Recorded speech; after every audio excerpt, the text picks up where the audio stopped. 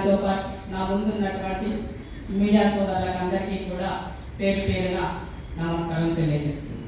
ఎందుకంటే మేము ఎంత మాట్లాడినా ఏం చేసినా ఫైనల్గా మీరు చూపించకపోతే మళ్ళీ మా గొంతు మూగపోయినట్టుగానే ఉంటుంది. కాబట్టి ఇక్కడికి వచ్చినటువంటి మీకు కూడా ప్రత్యేక ధన్యవాదాలు తెలియజేస్తుంది. ఈ రాష్ట్రంలో ఏ పాలసీ వస్తుందో రాదో నాకు తెలియని టైంకి కానీ లిక్కర్ పాలసీ మాత్రం ఒక్క సెకండ్ కూడా లేట్ కాకుండా కరెక్ట్ ప్రాపర్ టైంలో అమలయ్యేది కేవలం లిక్కర్ పాలసీ. ఇవాళ ఈ రాష్ట్రంలో ఎక్కడ ఏ ప్రమాదం జరిగినా ఏది జరిగినా దానికి మూలం లిక్కర్ అన్నది అందరికీ తెలుసు. ఒకటి లిక్కరు, గంజాయి, డ్రగ్స్. వీటిని ఇవాళ ఈ రాష్ట్రం నియంత్రించలేనటువంటి పరిస్థితుల్లో లేదు అని నేను అనుకోవట్లా. ఎందుకంటే వాళ్ళకి ఆదాయం కావాలి కాబట్టి కావలసుకొనే ఎక్సైజ్ డిపార్ట్మెంట్కి టార్గెట్ ఇచ్చి మరి ఇవాళ ఈ కార్యక్రమాన్ని వాళ్ళు చేస్తున్నారు. దానికి ఎందుకంటే తెలంగాణ రాష్ట్రం వస్తే సబ్బండ వర్గాలు బాగుపడాలని ముఖ్యమంత్రి గారు పలు సందర్భాల్లో చెప్తారు. ఎట్లా బాగుపడతారు? మా ఆదాయం వనరులేమో ఏమీ లేవు, ఉన్న వనరు కొంచెమే. ఆ వచ్చిన వనరుని కూడా మీరు లాగేసుకొని ఆదాయం మొత్తాన్ని కూడా లిక్కర్ రూపకంగా తీసుకున్న తర్వాత మరి మా కుటుంబాలు బంగారం అయినట్లయితే ముఖ్యమంత్రి గారు అడగలుసుకునేటారు. ఎన్నిసార్లు ఎన్ని మాట్లాడినా కంఠశోషంగా మిగిలిపోయే పరిస్థితి మాకు ఉంది తప్ప ఎక్కడా కూడా న్యాయం కనిపించే పరిస్థితి ఈ రాష్ట్రంలో కనుమరుగైంది. ముఖ్యంగా మహిళల విషయంలో మాత్రం అందరి ద్రాక్షగానే ఉంది. మా యొక్క కోరికలు కూడా చిన్న చిన్నవి. మేము ఎందుకు వాళ్ళ సీట్ అడగట్లేదు, లేదా చట్టసభల్లో రిజర్వేషన్ 33% లేకపోయినా ఇవ్వమని కూడా మిమ్మల్ని మేము ఎక్కడా కూడా ప్రెజర్ కూడా చేస్తాం. ఎంతసేపు ఈ మీటింగ్ పరిమితం అయిపోయి మా భద్రత ఇవ్వండి, మాకు మా పిల్లలను కాపాడండి, మా తాలిబొట్లు కాపాడండి మాత్రమే మొరబెట్టుకుంటున్నాం ఈ ప్రభుత్వాన్ని. ఇది సిగ్గుచే. ఒక మహిళగా తెలంగాణ ఉద్యమంలో పనిచేసినటువంటి మా లాంటి వాళ్ళం ఈ మాటలు చెప్పాలంటే మేము సిగ్గుపడే పరిస్థితి ఉంది అని తెలియజేస్తున్నాం. ఇక ఈ మధ్యకాలంలో సోదరు చెప్పినట్టుగా చాలా సార్లు అంటే నాకు ఎప్పుడూ కూడా నేను కూడా ఒక గ్రామ స్థాయి నుంచి వచ్చినటువంటి ఉమెన్నే కాబట్టి ఊర్లలో ఎక్కడ చూసినా కూడా ఒకప్పుడు గుడుంబా ఉండేది, సారా ప్యాకెట్ ఉండేది. సారా ప్యాకెట్ పోయి గుడుంబా వచ్చింది. గుడుంబా పోయి మన ఊర్లలో బెల్లం కూడా దొరకకుండా చేసినా మేము ఘనత సాధించినామని టీఆర్ఎస్ ప్రభుత్వం గొప్పగా చెప్పుకుంటుంది. ఈవెన్ నైవేద్యానికి కూడా బెల్లం దొరికే పరిస్థితి లేదు, షాపులలో చెప్పుకుంటున్నారు. ఎస్, సంతోషమే, బెల్లం దొరకకుండా చేస్తారు. కానీ ఎవరికి దొరకాలో వాళ్ళకి దొరుకుతుంది బెల్లం. కంప్లీట్ ఎక్కడ కూడా బంద్ కాదు, నడుస్తూనే ఉంది. దానితో పాటు ఒకవైపు వైన్ షాపులను పెంచారు. పెంచిన వైన్ షాపులకి తోడుగా దానితో ఇంకా కొన్ని ఇల్లీగల్ అమ్ముకునేటువంటి బెల్ట్ షాపులకి కూడా మీ కన్సైన్లోనే నడుస్తుంది. ఇందాక సోదరు చెప్పినటువంటి ఎగ్జాంపుల్స్ చాలా కూడా ఈ షాపులతో ఇప్పుడు రీసెంట్గా నల్గొండకి కూటవేదిలో ఉన్నటువంటి 58 సంవత్సరాల మహిళ పట్ల పట్టపగలే లాక్కెళ్ళి ఆమె దగ్గర ఉన్న సొమ్ములన్నీ లాక్కొని ఆమెని అత్యాచారం చేసి బండరాయితో కొట్టి చంపినటువంటిది కూడా చూస్తున్నాం. కేటీఆర్ ఇలాకాలో గ్రామ సర్పంచ్ లేడీ భర్త ప్రజాప్రతినిధి భార్య ఉంటే ఆటోమేటిక్గా ఇవాళ మొత్తం మెత్తన అంతా భర్తలే నడుస్తుంది. కాబట్టి ఆయన 6 సంవత్సరాల అమ్మాయిని అత్యాచారం చేసిండు అని చెప్పేసి ఆ తల్లి గోస పెట్టుకొని మాట్లాడితే ఉల్టా వాళ్ళు కొట్టిరు. ఆ పేరెంట్స్ ఆ తల్లిదండ్రులను ఉల్టా వీళ్ళు కొట్టిరు. కేటీఆర్కి రైట్ హ్యాండ్గా ఉంటాడు ఆయన. మరి అలాంటి వాడిని కూడా ఫోక్సో యాక్ట్ కింద అందరూ కొట్లాడేలా ఫోక్సో యాక్ట్ కింద పెట్టినామని చెప్తారు. ఫోక్సో యాక్ట్ కింద నెల రోజులకే బయటకు వస్తారా? ఎవరు ఎలాంటి ఏమి లేకుండా ఇవాళ పోలీస్ స్టేషన్ నుంచి అంత ఈజీగా బయటకు వచ్చే పరిస్థితి ఉందా? ఇది నమ్ముదామా మనం? కాబట్టి ముమ్మాటికి ప్రజాప్రతినిధులే ఈ రకమైనటువంటి పరిస్థితి చేయడం సిగ్గుచే తలదించుకోవాలి సభ్య సమాజం అని తెలియజేస్తుంది. గతంలో బెల్ట్ షాపులు ఉన్నాయని నేను అడిగినటువంటి దానికి 2019 మార్చ్ నాకు వచ్చినటువంటి డేటా బెల్ట్ షాపులు ఉన్నాయంటే లేవు అని చెప్పారు. సరే, బెల్ట్ షాపులు లేకపోతే మీ ప్రొవిషన్ యాక్ట్ కింద రాదని చెప్తున్నారు కదా, కనీసం ఎన్ని ఇల్లీగల్ కేసులు రిజిస్టర్ అయినా చెప్పండి అని అడిగినప్పుడు 19,972 కేసులు ఇల్లీగల్ కేసులు రిజిస్టర్ అయినాయని వివిధ జిల్లాల్లో మీరు ఇచ్చారు. అత్యధికంగా రిజిస్టర్ అయినటువంటి జిల్లా వికారాబాద్ జిల్లా. మరి 2 సంవత్సరాల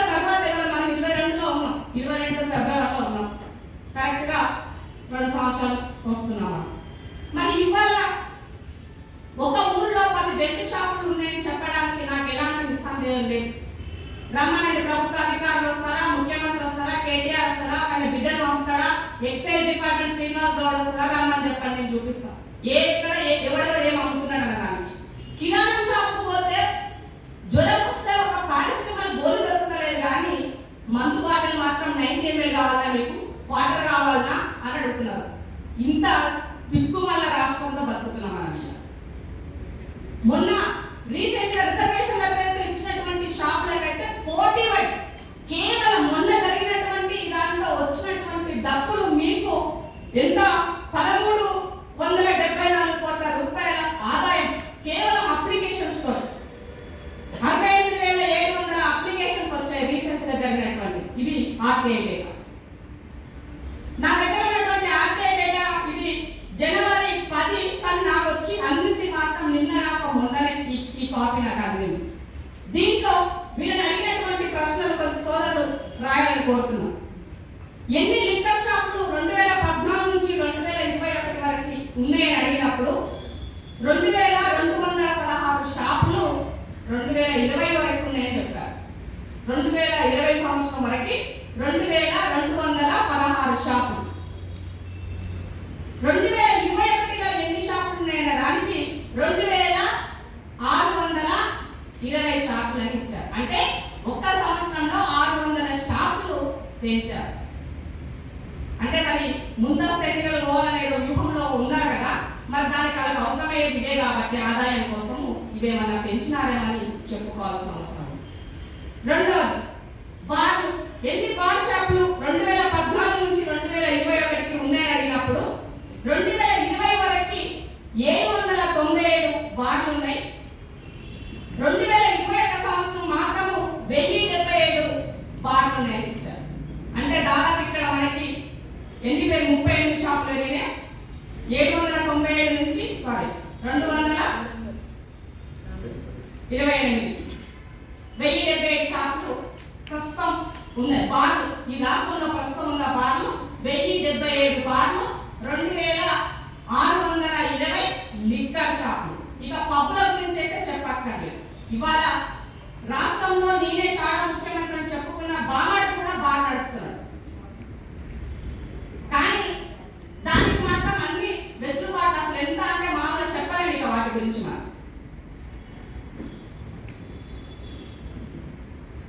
పప్పులు ఎన్నున్నాయి అడిగినప్పుడు మాత్రం there is no definition of pub in excise act and rules అన్నాడు. మరి లేనప్పుడు ఎందుకు ఇచ్చింది మీరు? పప్పులు లేవా? పోదామా మనం కెమెరా పెట్టుకొని హైదరాబాద్ సరౌండింగ్ లో ఎన్ని పప్పులు ఉన్నాయని పోదామంటారా? మరి ఇది ఛాలెంజ్ తీసుకుంటారా అని అడుగుతున్నాను. లేవలంటే ఇచ్చినటువంటి యాక్టివిటీ రాదంటే ఇంకే యాక్టివిటీతో పప్పులు వచ్చాయని అడుగుతున్నాడు. పప్పులకు పర్మిషన్ ఎవరు ఇస్తున్నారు? ఎక్సైజ్ డిపార్ట్మెంటే కదా. కాదా కొత్తగా ఏమన్నా ఇంకో శాఖ ఏమన్నా కేటాయించారని నాకు తెలియదు. ఇంకా ఎంత ఆదాయం వచ్చిందని అడిగిన దానికి 2014 నుంచి 2021 వరకు లిక్కర్ సేల్ ఎంత అని అడిగినప్పుడు ఇచ్చినటువంటిది 2014-15 వరకు 10,238 కోట్ల 78 లక్షలు, 15-16లో 12,200 కోట్ల 79 లక్షలు, 16-17లో 14,092 కోట్ల 80 లక్షలు, 17-18లో 17,683 కోట్ల 19 లక్షలు, 18-19లో 20,447 కోట్ల 14 లక్షలు, 2019-20లో 22,209 కోట్ల 97 లక్షలు. ఇక ప్రెసెంట్ ఇయర్ 2021 నేను డిసెంబర్లో రాశాను కాబట్టి వాళ్ళకి వచ్చింది 2021లో 26,404 కోట్ల 83 లక్షలు. ప్రస్తుతం ఫిగర్, ప్రజెంట్ ఫిగర్, డిసెంబర్ వరకు ఇచ్చినటువంటి ఫిగర్. అంటే ఇది ఇంకా ఎక్కువ అయింది వచ్చినాయి. ఇప్పుడు ఎందుకంటే మార్చి అయినాయి కాబట్టి ఏదో ఒక ఇవ్వాలి దాంట్లో ఇచ్చుంటారు. డిసెంబర్ 31 నాడు ఒక్క రోజే 450 కోట్ల ఎంతో తాగి ముగిరని చెప్పి పేపర్ రాసినాయి. అంటే ఇంత అధ్వానంగా దీని మీద పెట్టినటువంటి మా బతుకుల మీద ఎందుకు పెట్టలేరన్నదే మా ప్రశ్న. వీటి పట్ల ఇంత ఆదాయం వస్తుంది కదా, మరి ఆదాయం వచ్చినప్పుడు ఈ ఆదాయాన్ని దేనికి ఖర్చు పెట్టాలని నా ప్రైమరీ క్వశ్చన్. ఇన్ని కోట్లు వచ్చింది, 26,404,83 అమ్మకాలకు వస్తే అప్లికేషన్ల కోసము 2,661,50,00,000 వస్తే ఇవి కాక ప్రతి షాప్ కి లైసెన్స్ ఫీజు వసూలు చేశారు. 13 లక్షలు ఒక దగ్గర, 17 లక్షలు ఒక దగ్గర, ఆ ఏరియాని బట్టి వీటికి ఫీజులు వసూలు చేశారు. మరి వీటి కింద వచ్చిన ఈ డబ్బునంతా ఏం చేశారు అని అడుగుతున్నా. పోనీ నాకేమన్నా నా పిల్లలకు చదువు కోసం ఏమన్నా మంచి స్కూల్ ఇస్తున్నారా? స్కూల్ ఎడ్యుకేషన్ డెవలప్మెంట్ కోసం ఏమన్నా చేస్తున్నారా? ఫీజులు లేకుండా ఉన్నటువంటి ఫీజు రియంబర్స్మెంట్ ఏమన్నా ఫీల్ చేస్తున్నారా? ఇవాళ దాని కింద ఇంకా మీరు 4,000 కోట్ల రూపాయలు 14 లక్షల మంది విద్యార్థులకి ఇవాళ మీరు పెండింగ్ ఉన్నారు. పోనీ పేదవాడి కళ నెరవేర్చే డబుల్ బెడ్రూమ్ ఇల్లు ఏమైనా కట్టించినావా? డబుల్ బెడ్రూమ్ ఇల్లు ఈ రాష్ట్రంలో మీ లెక్క ప్రకారంగా 2,83,000 ఇల్లు కట్టిస్తాను చెప్పినావు, రూరల్ అండ్ అర్బన్ కలిపి. దీని కింద నువ్వు కట్టించి అప్పచెప్పిన ఇల్లు గృహప్రవేశాలు చేసినవి 13,723 ఇల్లు. ఇది కూడా ఆర్టీఐ డేటా, ఇది రీసెంట్ ఒక వారం క్రితం వచ్చినటువంటి. ఈ కాపీ కూడా కావాలంటే సోదరు పోనీ ఉన్నత చదువుల కోసం జ్యోతిరావు పూలే స్కీమ్ కింద 2016లో మీరు ఒక స్కీమ్ పట్టుకొచ్చింది. పేద విద్యార్థులకు మా పేదరికం అడ్డుగా వద్దు, ఉన్నత చదువులకు వెళ్ళాలన్న దానికోసం ఏమన్నా డబ్బులు మీరు ఖర్చు పెట్టారు. దీని కింద 6,054 అప్లికేషన్స్ వస్తే మీరు ఖర్చు చేసింది, మీరు ఇచ్చింది కేవలం 1,076 మందికి. 6,054 మంది అప్లై చేసుకుంటే 1,076 మందికి ఇచ్చారు. ఇది కూడా RTI data, recent data. Ration card ఉన్నోడికి లేనోడికి ఎవరికైనా ఇంతో అంతో రేషన్ షాప్ పోతే ఒక పప్పో ఉప్పో బియ్యమో నూనెనో చింతపండో గత ప్రభుత్వాలు ఇచ్చి 9 వస్తువులు ఇచ్చి ఓ సంచిలో పెట్టి పోండమ్మ బతుకుండ్రి అని ఆ బీపీఎల్ ఫ్యామిలీకి ఇచ్చారు. మరి వాళ్ళ పరిస్థితి ఉందా ఈ రాష్ట్రంలో? ఏమి ఇస్తున్నారు మీరని నేను ఆర్టీఐలు అడిగితే వాళ్ళు ఇచ్చింది గోధుమలు ఇస్తున్నాం, చక్కెర ఇస్తున్నాం, బియ్యం ఇస్తున్నాం అని చెప్పింది. గోధుమలు ఇస్తలేదు ఈ రాష్ట్రంలో, గోధుమలు వస్తలేదు, చక్కెర ఇస్తే చక్కెర ఇస్తున్నారని అంతే. దీని కింద కొత్త రేషన్ కార్డు ఏమైనా ఇచ్చిందని అడిగిన దానికి వచ్చిన అప్లికేషన్స్ 9,53,395 మంది అప్లై చేసుకుంటే మీరు ఇచ్చిన రేషన్ కార్డు 6,71,012 రేషన్ కార్డు ఇచ్చినామని ఇచ్చారు. ఇది 2014 నుంచి 2022 వరకు.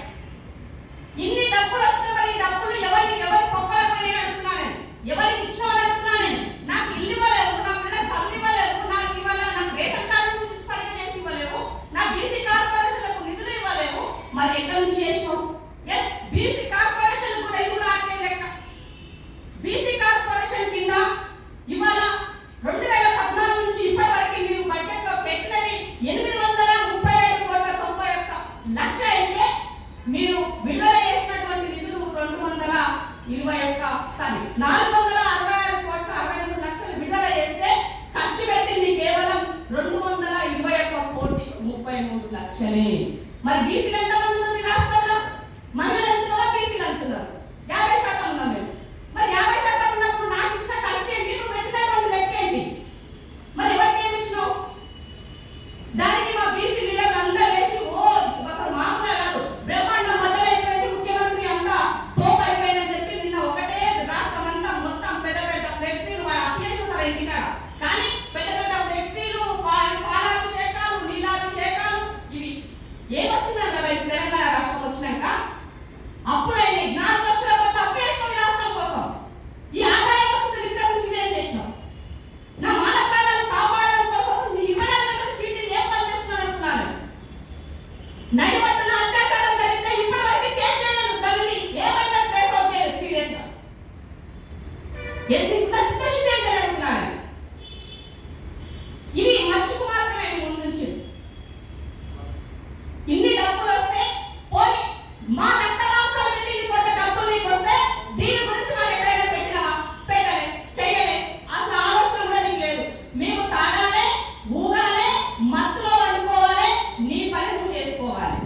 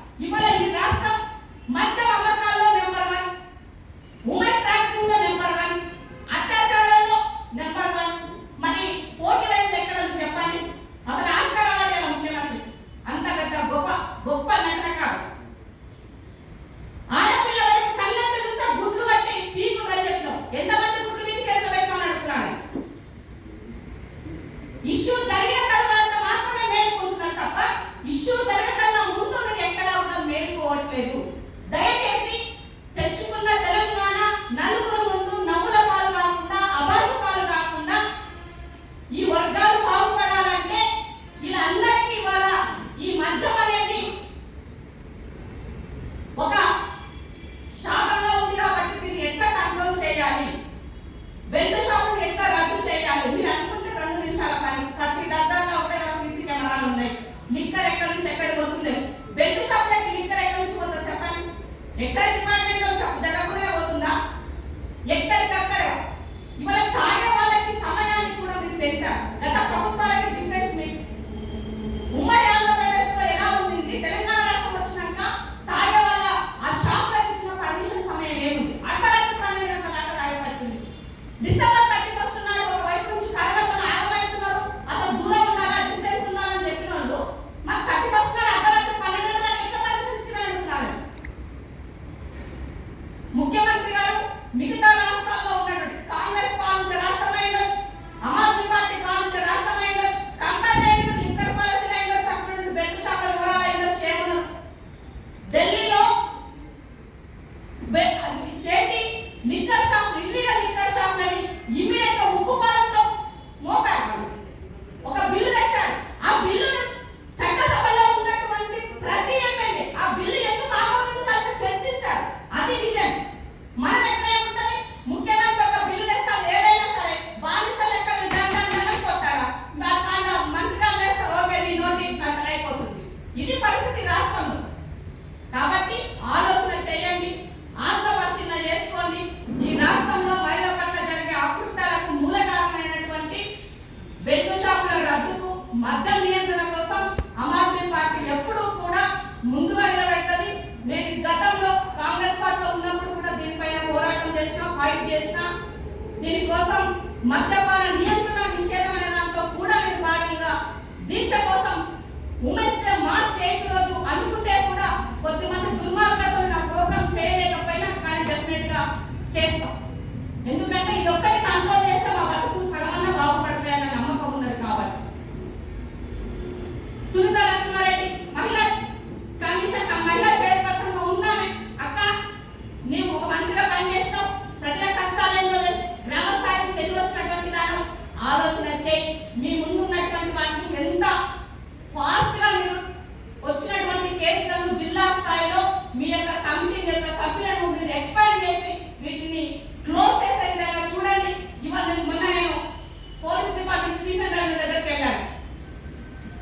కమిషనర్ మన సైబరాబాద్ కమిషనర్ దగ్గర జియా మన మొన్న జరిగినటువంటి ఆ అమ్మాయి సోని సింగ్కు సంబంధించిన ఇన్సిడెంట్ అయిపోయిన తర్వాత ఆయనకి వెళ్ళి ఓ రిప్రజెంటేషన్ ఇచ్చి మాట్లాడడానికి వెళ్ళినప్పుడు ఆయన ఎంత అహంకారం అంటే ఆయనకి చెప్పి వినడానికి కూడా ఆయన కదలేదు. మేము చెప్తుంటే ఎస్ పోలీస్ వెళ్ళి అక్కడ ప్రాపర్ ఇన్వెస్టిగేషన్ జరగలేదు సార్, సో మీరు అది చెయ్యండి, మీరు అది చేసినట్లయితే కమిషనరేట్ దాకా రావాల్సిన అవసరం లేదంటే ఆయన ఉష్ అంటాడు. నేను కుక్కలా పిల్లినా ఉష్ అనేకే ఈ సమాజంలో జీతం తీసుకొని పనిచేస్తున్నావు, ఏమి రూపాయలు తీసుకోకుండా నిస్వార్థంగా ప్రజల కోసం పనిచేస్తుంది మీరు. అశోక ఒళ్ళు దగ్గర పెట్టుకొని ఉండాలి. ఓపెన్ అవుట్ రైట్ గా ఇంటి బయటకు వచ్చినాయి అక్కడ నుంచి. మహిళలైతే అంత చిన్న చూపు మీకు నీ దగ్గరికి సమస్య ఉంది, ఎందుకు వచ్చినాం? నువ్వు కనుక ప్రివెంట్ కనుక ఆ అమ్మాయి అసలు ఆ రోజు ఇన్సిడెంట్ జరిగినటువంటి ఇష్యూ మెయిన్ రోడ్ పైన 24 గంటలు జనసంచారం ఉన్నటువంటిది. సీసీ కెమెరాలు అటు ఇటు ఉన్నాయి. మరి ఇష్యూ ఎన్ని నిమిషాలు పడుతుంది ట్రేస్ చేయడానికి? నీ తప్పిదాన్ని కప్పుపుచ్చుకోవడం కోసం నేను అడిగిన ప్రశ్నకి నన్ను ఏదో వెనకాల నువ్వు మాట్లాడక పడతావు అనుకుంటున్నావా? జాగ్రత్తగా ఉండండి. మీరు ఆఫీసర్ లాగా ఉండండి. తెలంగాణ ఉద్యమంలో నువ్వేం చేస్తావో నీకు ఎంత కమిషన్ వచ్చినా మాకు తెలుస్తుంది అంతా. సోది ముచ్చట్లు చెప్పి మమ్మల్ని అదిరించాలి బెదిరించాలనుకుంటే నీ తాటాకు చప్పటకు భయపడేది కాదని చెప్తున్నాను. తెలంగాణ ఉద్యమంలో గోల్డ్ కేసులు ఇంట్లో ఉన్నాయి కాబట్టి ఎస్ పార్టీలకు అతీతంగా మహిళల పట్ల మహిళల కోసం ఏ ఇష్యూ ఎప్పుడు ఏది తీసుకున్నా కూడా ఆమ్ ఆద్మీ పార్టీ మద్దతు ఇస్తుంది, ఇందిరా శోభ మద్దతుగా ఉంటుందని సోదరికి తెలియజేస్తూ ఈ అవకాశం కల్పించినటువంటి జోష్నాకి కృతజ్ఞతలు తెలియజేస్తున్నాం. Thank you.